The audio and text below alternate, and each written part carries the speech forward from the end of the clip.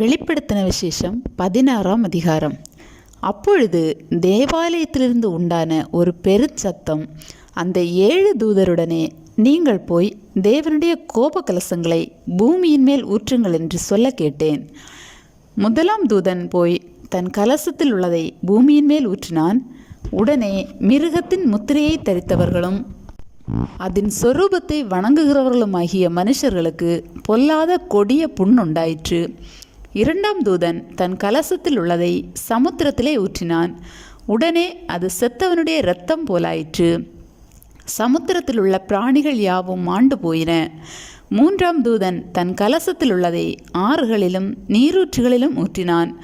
உடனே அவைகள் இரத்தமாயின. அப்பொழுது தண்ணீர்களின் தூதன், இருக்கிறவரும் இருந்தவரும் பரிசுத்தருமாகிய தேவரீர், இப்படி நியாயம் தீர்க்க நீதியுள்ளவராய் இருக்கிறீர். அவர்கள் பரிசுத்தவான்களுடைய இரத்தத்தையும் தீர்க்கதரிசிகளுடைய இரத்தத்தையும் சிந்தினபடியினால் இரத்தத்தையே அவர்களுக்கு குடிக்க கொடுத்தீர். அதற்கு பாத்திரராய் இருக்கிறார்கள் என்று சொல்ல கேட்டேன். பலிபீடத்திலிருந்து வேறொருவன், ஆம், சர்வ வல்லமையுள்ள தேவனாகிய கர்த்தாவே, உம்முடைய நியாய தீர்ப்புகள் சத்தியமும் நீதியுமானவைகள் என்று சொல்ல கேட்டேன். நான்காம் தூதன் தன் கலசத்தில் உள்ளதை சூரியன் மேல் ஊற்றினான். தீயினால் மனுஷரை தகிக்கும்படி அதற்கு அதிகாரம் கொடுக்கப்பட்டது. அப்பொழுது மனுஷர்கள் மிகுந்த உஷ்ணத்தினாலே தகிக்கப்பட்டு இந்த வாதைகளை செய்ய அதிகாரமுள்ள தேவனுடைய நாமத்தை தூஷித்தார்களே அல்லாமல் அவரை மகிமைப்படுத்த மனம் திரும்பவில்லை. ஐந்தாம் தூதன் தன் கலசத்தில் உள்ளதை மிருகத்தினுடைய சிங்காசனத்தின் மேல் ஊற்றினான். அப்பொழுது அதன் ராஜ்யம் இருளடைந்தது. அவர்கள் வருத்தத்தினாலே தங்கள் நாவுகளை கடித்து கொண்டு தங்கள் வருத்தங்களாலும் தங்கள் புண்களாலும் பரலோகத்தின் தேவனை தூஷித்தார்களே அல்லாமல் தங்கள் கிரியைகளை விட்டு மனம் திரும்பவில்லை.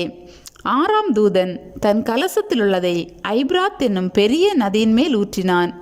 அப்பொழுது சூரியன் உதிக்கும் திசையிலிருந்து வரும் ராஜாக்களுக்கு வழி ஆயத்தமாகும்படி அந்த நதியின் தண்ணீர் வற்றி போயிற்று. அப்பொழுது வலு சர்ப்பத்தின் வாயிலும் மிருகத்தின் வாயிலும் கள்ள தீர்க்கதரிசியின் வாயிலும் இருந்து தவளைகளுக்கு ஒப்பான 3 அசுத்த ஆவிகள் புறப்பட்டு வர கண்டேன். அவைகள் அற்புதங்களை செய்கிற பிசாசுகளின் ஆவிகள்.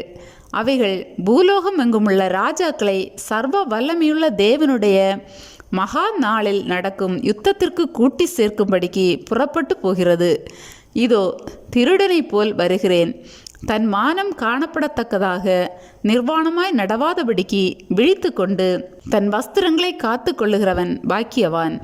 அப்பொழுது எபிரேய பாஷையிலே அர்மெகதோன் எனப்பட்ட இடத்திலே அவர்களை கூட்டி சேர்த்தான். ஏழாம் தூதன் தன் கலசத்தில் உள்ளதை ஆகாயத்தில் ஊற்றினான். அப்பொழுது பரலோகத்தின் ஆலயத்திலுள்ள சிங்காசனத்திலிருந்து ஆயிற்று என்று சொல்லிய பெருஞ்சத்தம் பிறந்தது.